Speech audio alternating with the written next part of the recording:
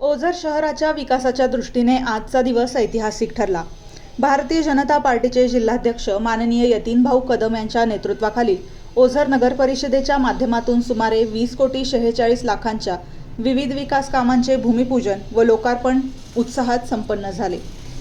या कार्यक्रमास राज्याचे ज्येष्ठ मंत्री माननीय गिरीश महाजन प्रमुख उपस्थित होते।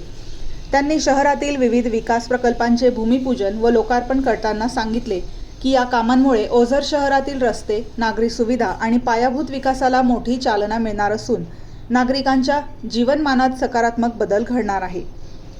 जिल्हाध्यक्ष माननीय यतीनभाऊ कदम यांच्या नेतृत्वाखाली ओझर नगर परिषद विकासाच्या दिशेने सातत्याने वाटचाल करत असून शहराच्या सर्वांगीण प्रगतीसाठी विविध विकास कामांना प्राधान्य दिले जात आहे।